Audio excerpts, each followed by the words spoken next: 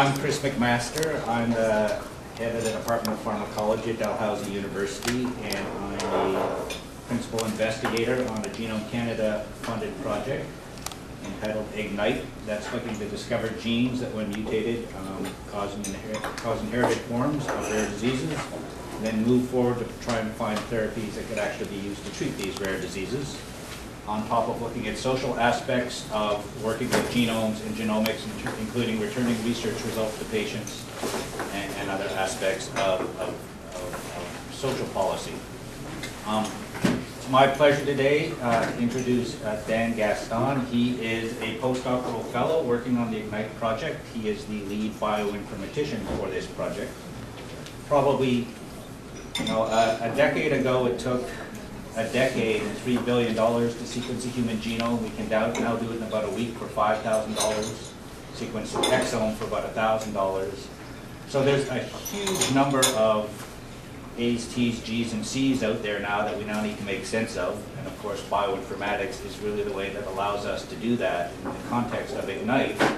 It's really trying to, when you sequence a genome or an exome, trying to determine what is just normal variation and what is an actual disease-causing mutation. Bioinformatics is one of the major ways that we, drives this process.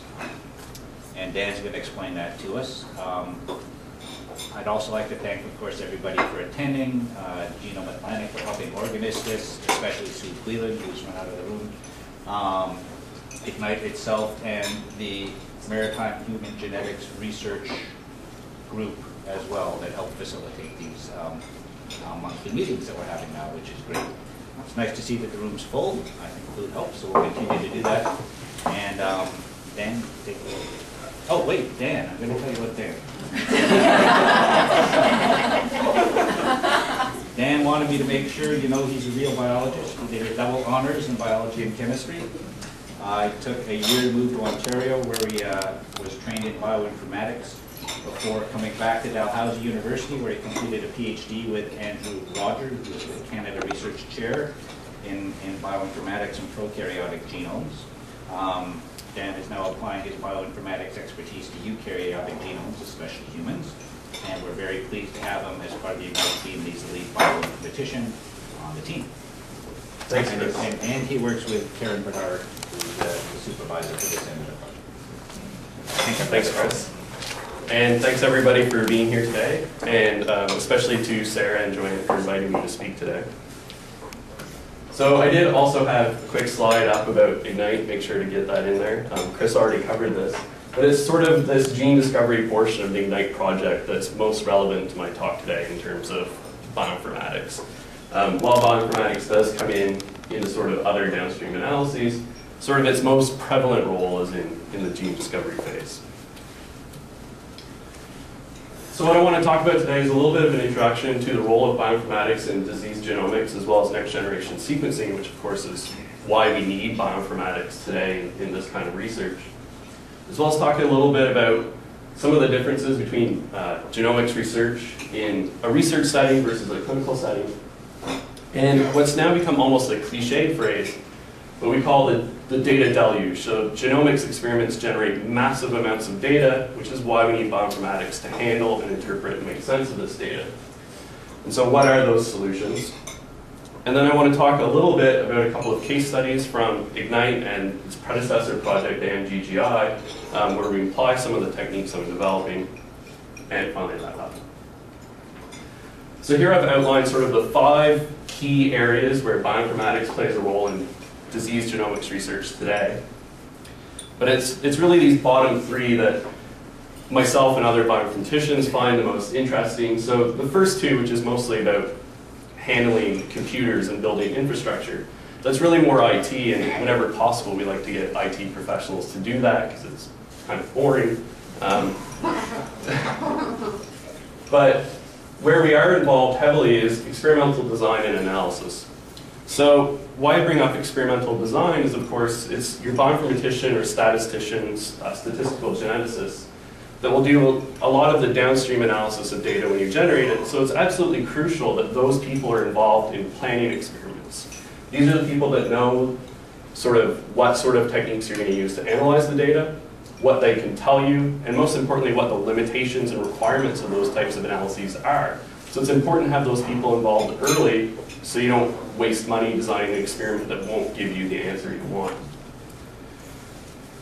Like Chris mentioned, and I always like to say, I'm sort of a biologist at heart. My training is more in biology, and that's what I'm interested in. And so data analysis is something, of course, as a bioinformatician that I'm very interested in. I want to understand what's going on biologically, what's causing the disease, how does it progress. And then sort of from a professional development standpoint, bioinformaticians are also interested in developing new methods to better analyze data and take advantages of new technologies as they're developed. So this brings us to next generation sequencing and disease genomics, which is really the reason why we're here today and sort of the state of disease genomics research today. People may be familiar with this slide. This is just kind of showing from July of 2001, when we completed the first initial phase of the Human Genome Project, sort of the cost of sequencing a human genome and how it's decreased over time. So here, July 2001, at about $100 million, sort of when we finished the Human Genome Project with Sanger sequencing methods, this is what it costs to sequence a single genome. This sort of decreased following Moore's Law, which is basically every 18 months, it decreased by half. The y-axis here on the side is to a log scale. So just over time, it got cheaper by about half every year and a half. In 2007, the first of what became called the next generation sequencing technologies was introduced. And from that point on, costs have plummeted dramatically. Sort of at this point last year, it cost about $10,000 to sequence a single human genome. And today, it's probably about half of that. It's somewhere between $5,000 and $10,000. But what are we talking about when we're talking about disease genomics? So in disease genomics research, what we're really interested in is hunting down pathogenic genetic variants. Of course, we all have lots of variations from what we call the reference human genome, which is what came out of the Human Genome Project. But what particular variants cause disease, or do we think are likely to cause disease? So here I just have sort of a schematic representation of a gene, sort of from the human reference with its major features. So we have 2 coding exons and 1 intron. Of course, the start signal and the stop signal for the gene. Other important features are splice sites. This intron is actually going to be removed from the final RNA that codes for the actual protein, which does work. And in disease genomics, we're going to look at a patient and compare the patient's gene sequence to that of the reference. And what we're interested in is finding variations from that reference that we think are likely to cause disease. So here, for instance, the stop codon, TAA in the reference, was changed to a TAC in our individual patient, which instead of coding for stop, actually codes for an amino acid called tyrosine. This kind of variation is usually quite harmful. It's likely to result in a totally non-functional protein. But of course, we can have variations throughout the exon, for instance, in splice sites, or in the amino acid coding portions of genes. And we need to interpret that. So today, disease genomics is still primarily a research-focused area. Sort of the 3 main areas are complex or common diseases, so for instance, heart disease or diabetes. In these cases, we have many variations of low effect in multiple genes in an individual that all contribute to sort of that disease propensity. Or we may have multiple genes that any one of those genes or some combination of those genes, when defective, all lead to sort of the same phenotype. We have Mendelian disorders, which is actually what we're here to talk about today. So these are single genetic inherited disorders, so monogenic. And of course, cancer genomics is probably one of the most heavily studied areas today as well.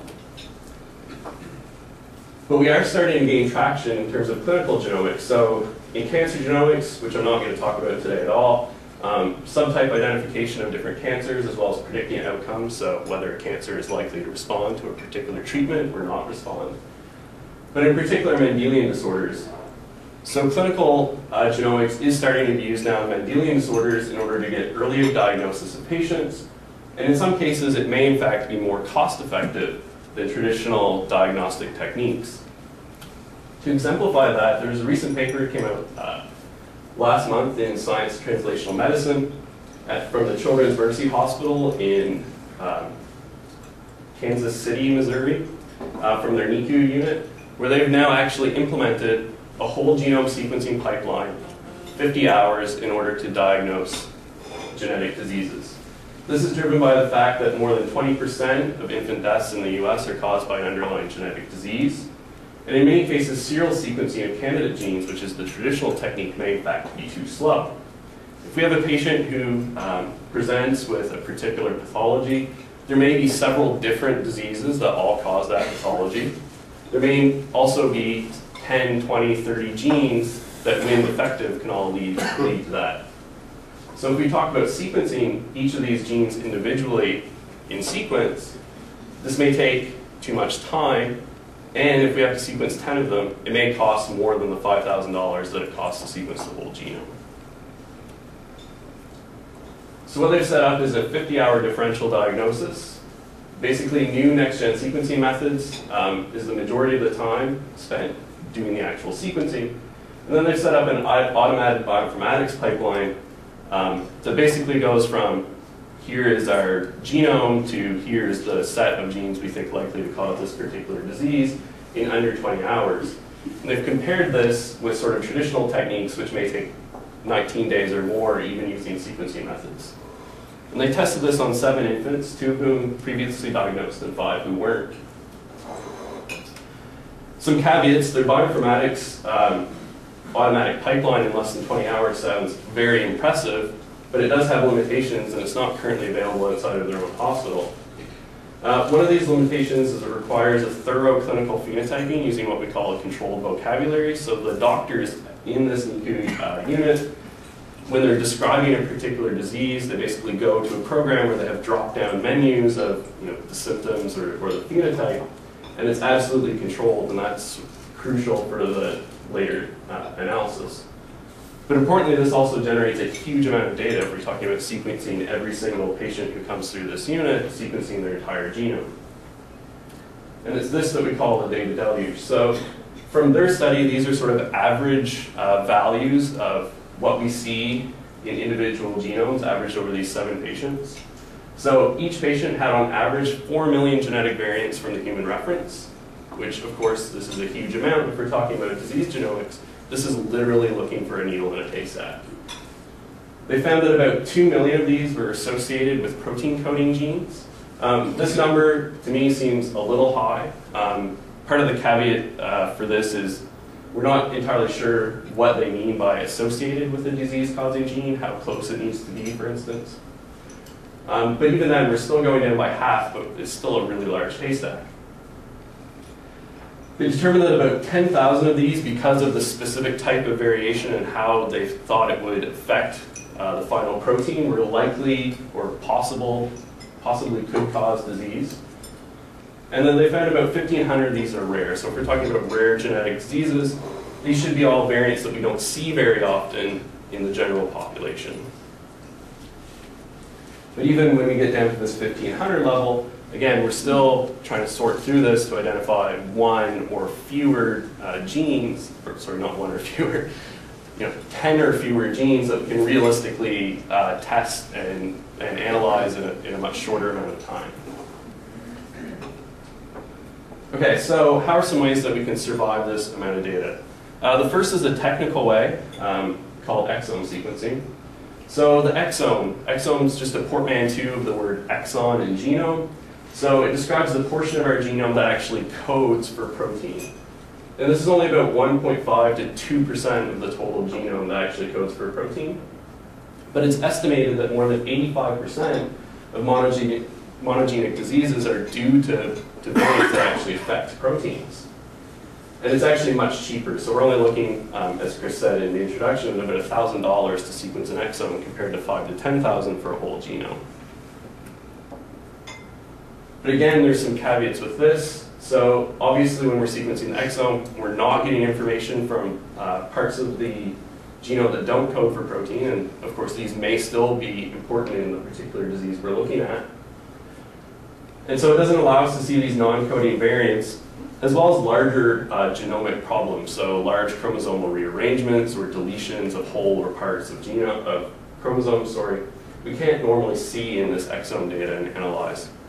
And it's becoming obvious that more and more of these sorts of variations are involved in disease, but we just haven't seen them yet because we've mostly been focused on sort of the easier problems. So exome sequencing is widely regarded sort of just as a stopgap measure. We're doing it until it's cheap enough to sequence whole genomes routinely. But more importantly, how do we survive this using bioinformatics methods? How do we deal with this large amount of data? So this is a typical bioinformatics workflow for dealing with genomic sequencing data. As you'll see, a lot of this is quality control. So quality control of the raw data to make sure that the sequencing actually worked and worked well. And then what we have to do is actually construct the genome of the individual using the reference genome and compare it. Again, there's more quality control. We want to find all of these variants from the reference genome. We want to rule out obvious errors. So, of course, this isn't a perfect process. So when we talk about automated methods, sometimes we'll call variations inappropriately. We want to get rid of those. And some of that's probably that 4 to 2 million from the Kansas City study. And then what we want to do is annotate. We want to find out everything we can possibly know about each of these variants and the genes they're in. And finally, we want to filter to get down to a reduced set that are likely to be disease-causing. So in theory, this sounds incredibly simple. It's a fairly straightforward process. We can automate a lot of it, but maybe not all of it. But there are lots of caveats. So for every stage of this process, there's multiple programs available in the literature that are published that all work reasonably well. Maybe they all do a similar job. And it's very hard even for an expert user to keep up with this. And then for every program, there's a wide variety of parameters that all need to be set and optimized for your particular study. In many cases, the defaults are good enough in that they've been sort of optimized to work on human genomes. But that's not always the case. Depending on your experiment or the particular disease you're studying, you may want to take different approaches. And that kind of optimization is not easy to automate.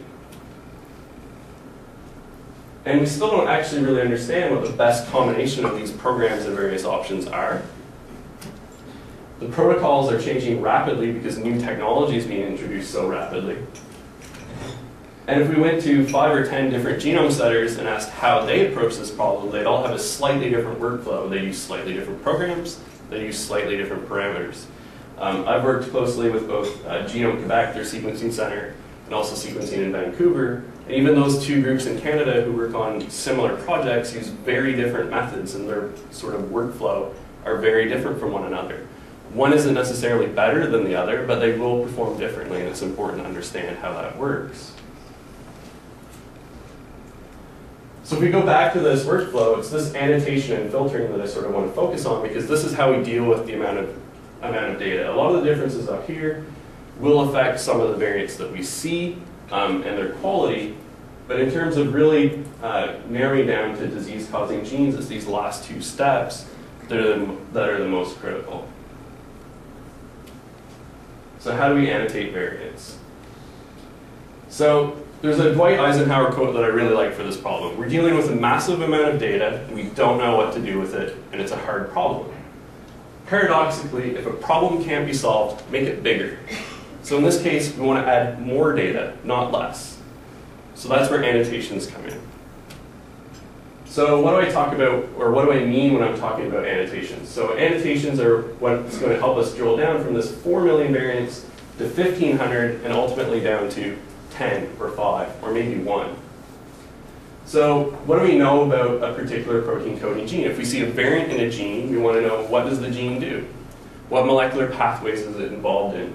What protein-protein interactions? What tissues is it expressed in and when in development? If we're dealing with a childhood disease or congenital disease, we want to know if this gene is even expressed early enough in development to be causative. Is it only expressed in adults or vice versa?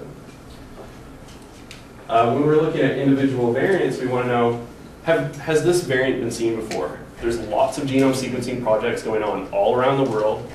So we want to know, has anyone else seen this before?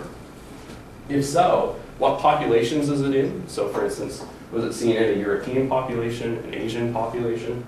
With what frequency was it seen? So was it rare or is it considered common? Sometimes, most importantly, if you've got a lot of local sequencing projects, have you seen this locally yourself from your own sequencing center or your own project? So with Ignite, have you seen this in any of the exomes that we've sequenced in the past? And if this particular variant has been seen before, is there any known clinical significance? So is it known to cause disease? And what can we say about the effect of the variation? Can we predict what it actually does to particular proteins? Does it result in a non-functional protein? Does it result in a protein that functions, but it's kind of sick, it doesn't do its job very well? That sort of thing. Both luckily and unluckily, there's a tremendous amount of data out there and resources that we can use. So if we're talking about gene annotations, here I've just listed a handful of some of the most common resources and databases that are out there that we can use to find, for instance, what pathways a gene is involved in, who it interacts with regularly, and sort of more biologically meaningful annotations about the gene, so its molecular role in the cell, for instance. But again, there's lots of them. Which do we use?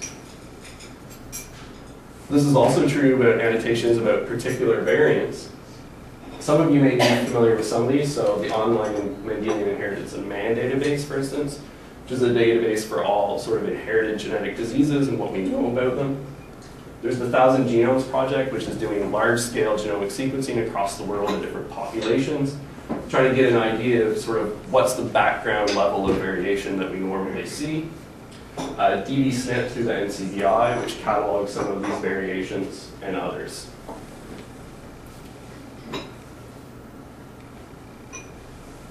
But what are some of the potential pitfalls with these annotation sources?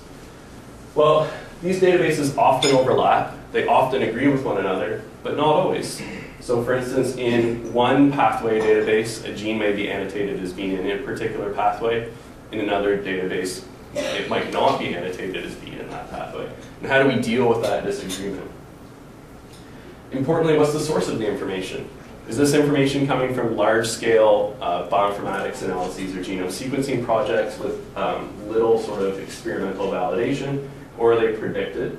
And it's not that predicted is bad, it's a hypothesis. But experimental data backing up a hypothesis is better.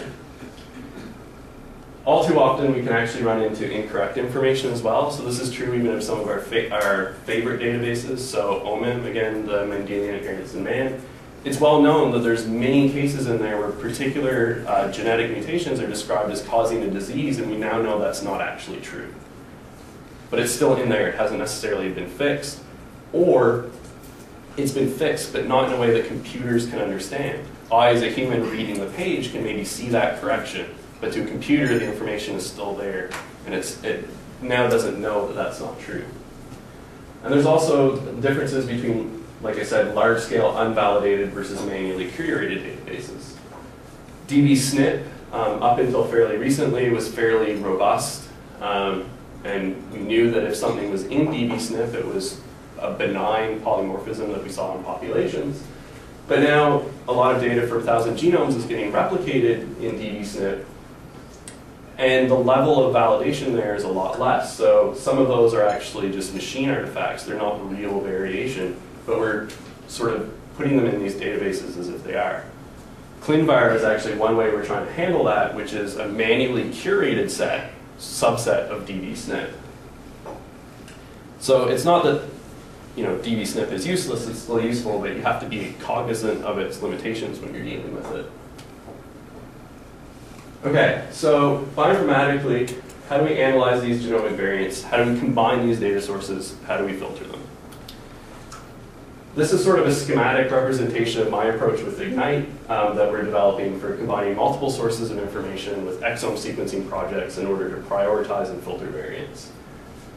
So for many diseases, there may be known genes that when they experience a mutation cause this particular phenotype. If that's the case, we want to know what those known genes are. We want to grab, again, their pathways and interactions. In some cases, because we're dealing with families, we may have evidence based on traditional statistical genetics techniques that the variant that we're looking for lies within a particular region of the genome. So we may have regions that we're interested in. If that's the case, what genes are in that region? And what do we know about those genes, so these gene annotations? And then finally, we'll throw in our genome sequencing data so we know what variants that we've actually seen, and we feed them into this nice black box. So I'm trying not to be too technical here. This is a black box for most people, sometimes even me, so that we can filter, sort, and prioritize these variants and come up with a plausible list of candidates. So one way we filter these is, from the variant point of view, is we want to categorize them.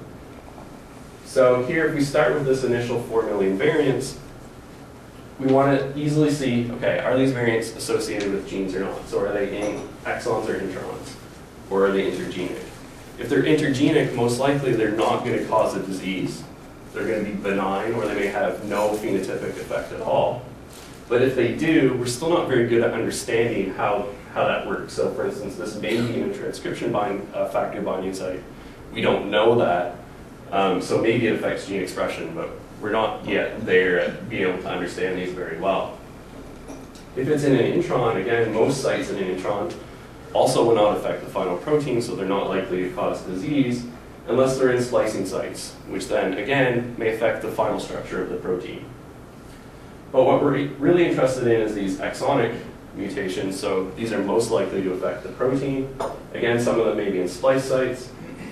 But what we're most interested in is those that actually change amino acids. So it really changes the language of the actual protein and its chemical structure.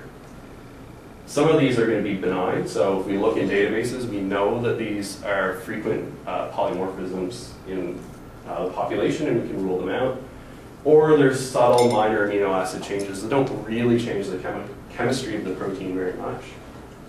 Some of them will be more radical. So for instance, if we mutate one of the histidines that coordinates the heme ring and hemoglobin, your hemoglobin isn't likely to function very well. And then we have sort of the most severe types of mutations. So we have ones that we know cause disease based on previous experiments, and we have ones that prematurely truncate proteins or otherwise make them totally non-functional, so that they're not present at all in the individual, so the role carried out by that protein is not being performed.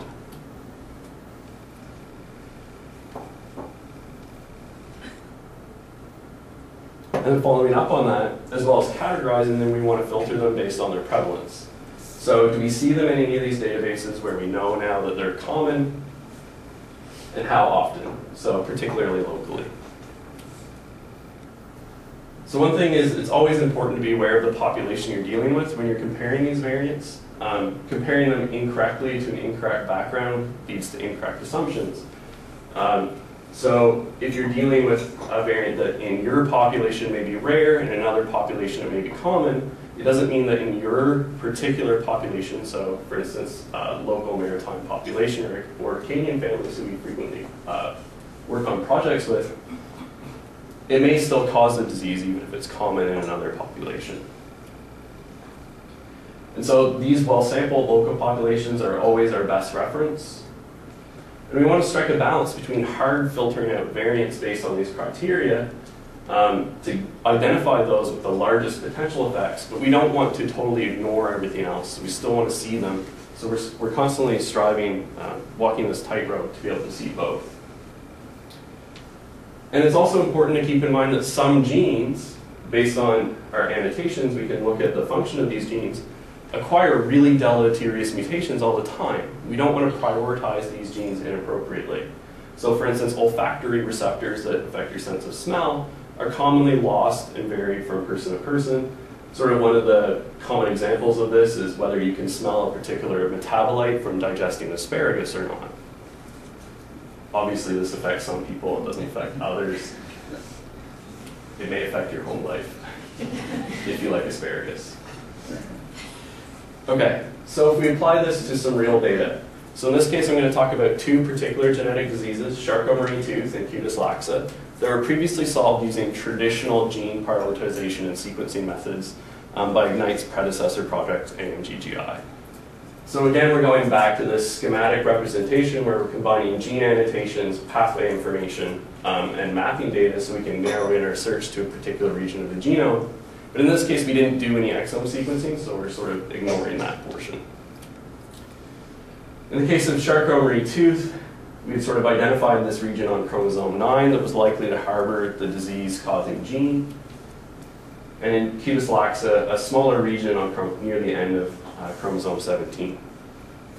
So what did we know about these diseases in these regions? In the case of Charcot-Marie Tooth, this was a large region with 143 genes. Obviously, we wouldn't want to go through and sequence all of these, especially clinically. That would be very expensive, much more expensive than sequencing a whole genome. In Cutis laxa, it was 52, which is a smaller number, but it is still too large to take that approach. Luckily, with Charcot-Marie Tooth, there's actually about 13 genes that were already known that when they harbor defects cause this disease. And we had 5 in Cutis laxa that either caused this disease or very similar related phenotypes. Based on annotation data, that list of 13 genes gave 37 pathways that those genes were all involved in the case of Charcot-Marie Tooth, 10 in Cutis laxa. Here I just highlighted the ones that seem to be the most important. So some genes are involved in really ubiquitous pathways. So in a lot of these annotation databases, you'll see cancer pathway, which is really broad. It applies to basically all cancers. We wouldn't want to use that in our list. And here there was 2 of these genes that were involved in most of the pathways. And here there was 1 for Cutis laxa. When we applied this approach on prioritizing based on whether genes in our region either interacted with one of the known genes or interacted with a gene in one of the pathways that these genes was involved in, from that original list of 143 genes, we came up with a list of 8.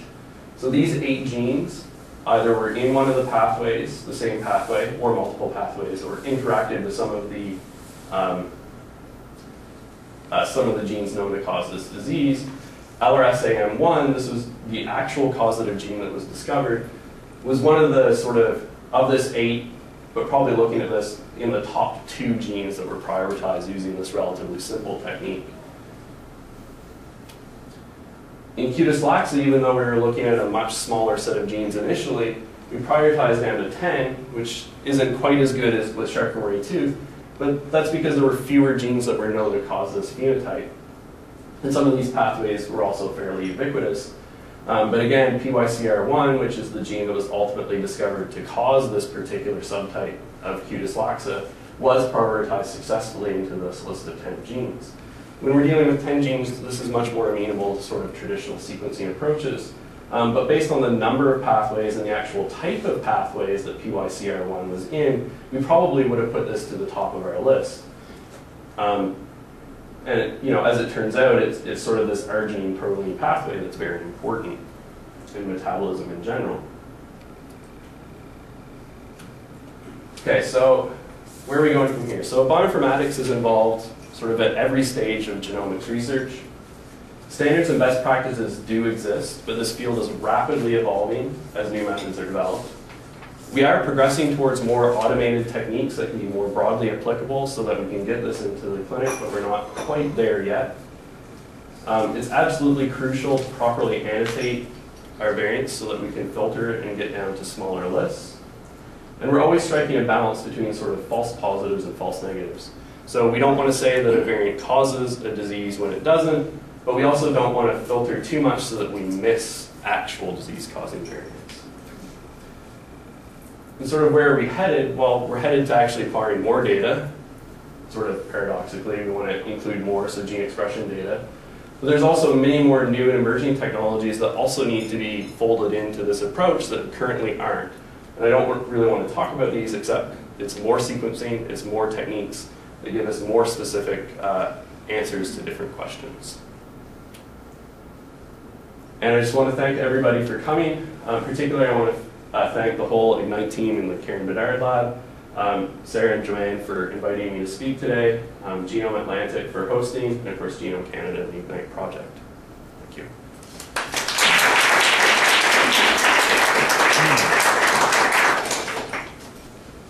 Are there questions from the audience? Andrew. So one of the interesting things about the Dorsey paper that sort of related but tangential to your discussion was that they actually filtered the genes that they sequenced so as not to sequence, for example, BRCA1 and other genes. Yeah. That probably weren't causal to the disorders they were studying would raise jealous headaches. Do you want to comment on that? Yeah, so they do talk about that in the paper. It's something that I sort of wanted to ignore, but one of their arguments is that, so genome sequencing currently isn't CLIA certified in the US for sort of clinical diagnostics, and it returns lots of data, some of which may or may not be actionable for these sort of incidental findings. So maybe you see that there's risk factors, like you said, with BRCA1 for particular cancers, or risk factors that are kind of known to be involved in heart disease or diabetes and that sort of thing. And they really wanted to ignore those. So they did have a filtering step where basically they filtered out all of those genes, but they also had an in-house compendium of about 500 recessive genetic diseases that they were matching against. So if their particular variants and genes didn't fit sort of a profile that fit with the phenotype of the disease, it was automatically ignored. So even though they say that there was 500 or 1,500 sort of rare, potentially disease-causing variants, they purposely ignored the vast majority of those and were left with, say 10 maybe that fit the phenotype. So this would use sort of similar techniques where you're going with pathways and gene annotations, but in a much more rigorous way because they were purposely ignoring things. Sarah. How long do you think it's going to take before whole genomes, like the bioinformatics, is going to be good enough that I'm going to be able to like get some result and I'm going to be able to manipulate things? Like when do you think that might happen? I think in a limited sense it's already there. So there are some companies, so bioinformatics companies developing software that is already more amenable to sort of clinic use aimed at sort of non-specialist users. The problem is it can be quite expensive. So from a research standpoint, you're looking at investing anywhere from $10,000 to $100,000 up front, plus maybe $2,000 to $5,000 to $10,000 annually on support contracts and that sort of thing, which I think is a real shame. But I do think that we are sort of quickly approaching a rough set of standards, where at least we can generate sort of reports that can go to a clinician. That sort of a bioinformatician generates the initial report. The report is user-friendly enough with enough data that it can go to clinicians or end-line researchers and be interpretable. I think that's kind of there, and the next couple of years, I think it's just getting better. I think that sort of speaks to, right now, for a lot of really rare diseases, and Sarah is much more expert than I am, but there's sort of a diagnostic odyssey that kind of takes place right now. Well, they'll end up at their family physician, then one specialist, then another specialist, then another specialist, and occasionally they end up in medical genetics hands as well. And for really rare diseases, right now it's about a 5 to 7 years, your sort of standard time from first onset of symptoms to actually getting a diagnosis of the disease. And a lot of this is still based on phenotyping and not so much on genetics or exome data yet for a lot of things, I think. And that's also dreadfully expensive. You can imagine after seeing all those specialists, most people come up with a number of about $25,000 to $50,000 worth of clinical time and tests before you get a diagnosis now for rare diseases. And at $1,000 an exome currently, and 85% of monogenic diseases are in exomes, and there's going to be a few $100s 3-4 years down the road. Is that going to be something that would be done routinely when a baby's born, or not? And what about fetal, now that they've sequenced a fetus looking at mom and dad? Yeah, so that's come out. There's been a couple of, I think one major paper and a couple other sort of side papers approaching this, which is frankly quite amazing that you can do that. There's enough circulating fetal material in mom's blood that, based on having mom, dad, and this material, you can sort of reconstruct the fetal genome. It's pretty impressive. It's kind of equivalent in, and in some ways to the approach taken in cancer genomics with tumor normal matching and sort of tumor heterogeneity and dealing with those issues. So there's a lot of overlap in these techniques. It's there, no one knows for sure. It hasn't quite been really soundly validated yet, but I think that's definitely down the road. Chase. Dan, I want to ask you about some of the various programs that are out there, like data programs, annotation programs that people are using to try to put gene lists together and put top hits and correlate them with pathways or tissues. And I guess my question is twofold. One is, how does, when we're doing this kind of research, how do we choose which of those programs? Do we use multiple programs? How do you integrate those? And then the second half is, when we're evaluating the literature, how do we interpret that and then even compare that data to our own, because we say, well, they use that program, we use this program, so of course we got different results. Yeah, it's a really good question. The short answer is it's literally the wild, wild west out there. It's really ad hoc. It's really sort of individual investigator driven in terms of preferences on what programs they use. One of the things I mentioned is that in many cases we don't really have good understanding of how well each of these individual programs work.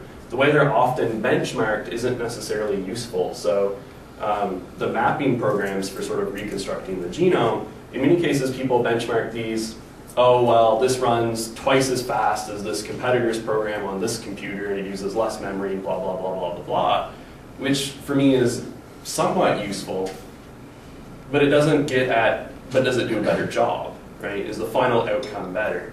So with the pathway analysis programs like David or Ingenuity, which is widely considered to be one of the best, but it's commercial and it's not cheap, it's fairly expensive, we still don't really know, well, which of these does a better job. In many cases, a researcher will just use 3, 4, 5 programs and basically, does this list match with my expectations? And if it does, that's what they use. Choose the program that works best for what you're anticipating. Yeah.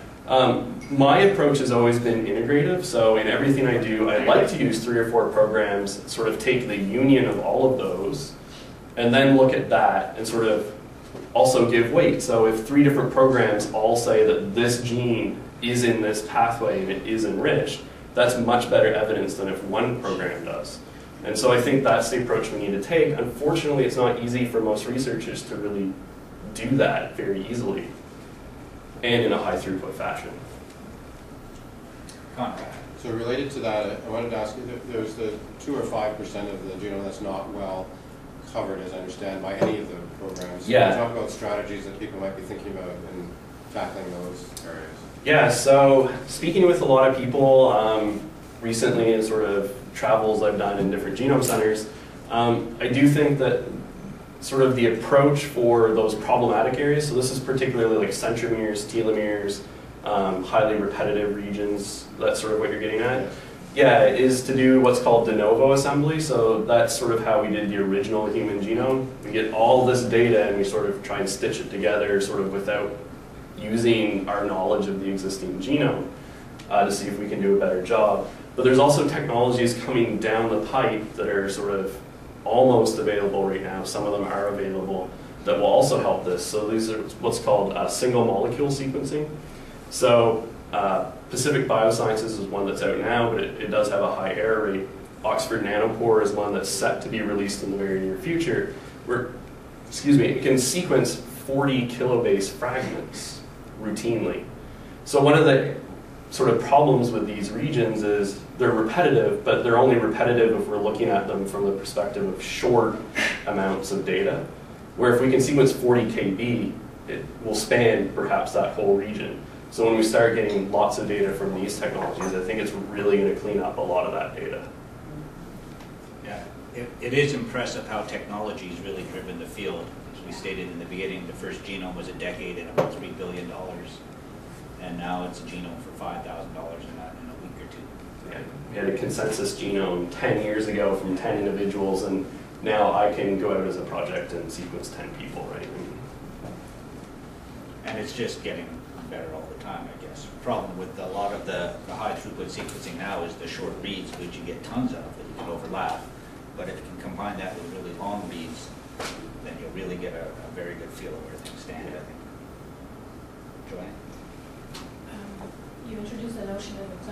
genome.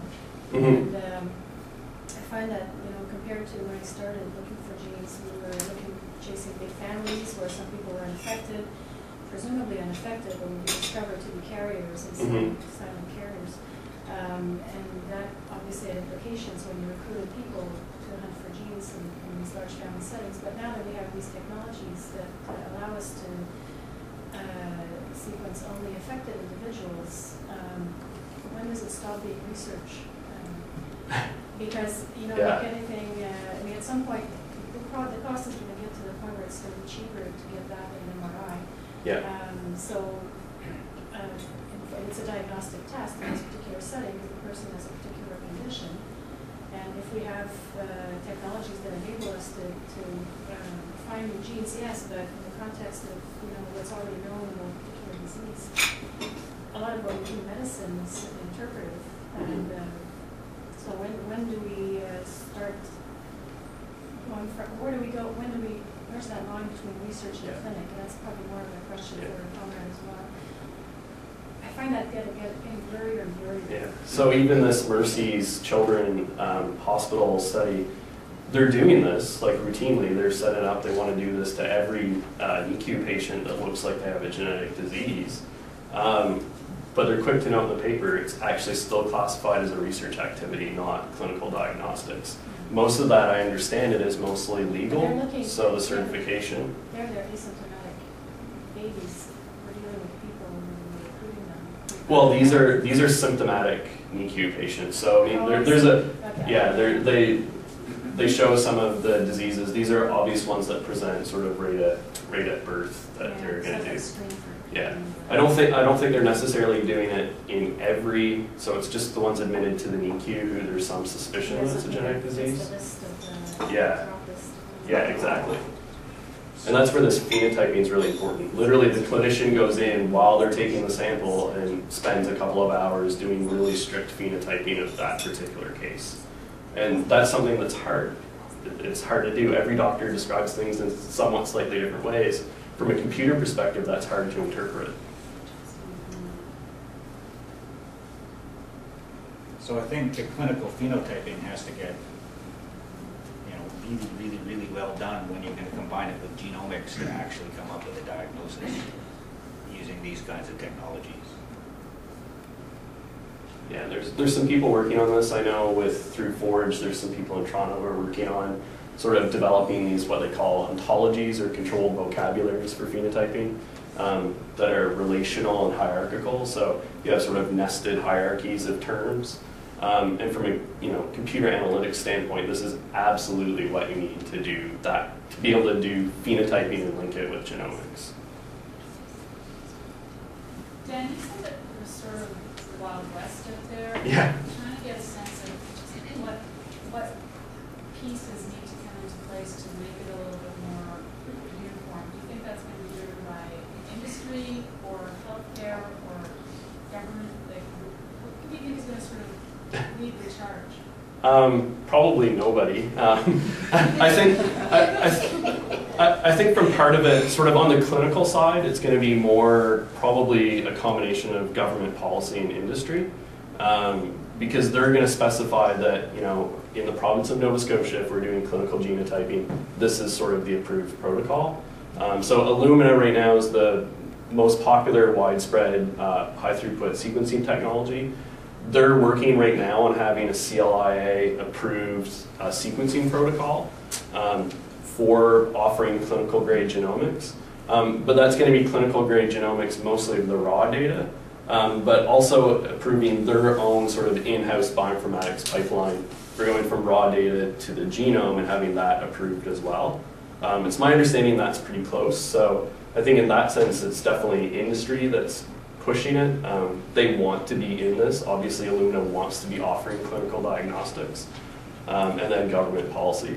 I think on the research end is always going to be ahead of the curve in that developing, from a bioinformatics standpoint, developing new techniques that does a better job than the clinically certified pipeline is going to happen.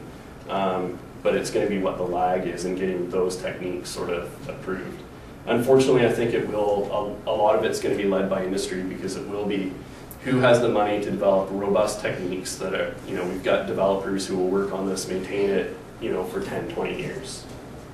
I think from that standpoint too, but I think the other part where I think academia will probably take the lead is, right now a lot of the programs that are based on protein-protein interactions, et cetera, are either from high throughput unvalidated studies where every protein in the genome's been tagged, you pull it down, you run some mass spec, and you say all these proteins are associated with it, tons of false positives in that data set, but it's a data set you can access. And then you've got to go out almost right now individually for each of those protein-protein interactions, prove they occur for real and there's a biological significance studies, which is where academia, industry, and government will do that. That'll be sort of academia's role, is sorting out that mess. Yeah, so it's sort of building these annotations, building these databases, building the resources. That's definitely going to be where research has its highest impact.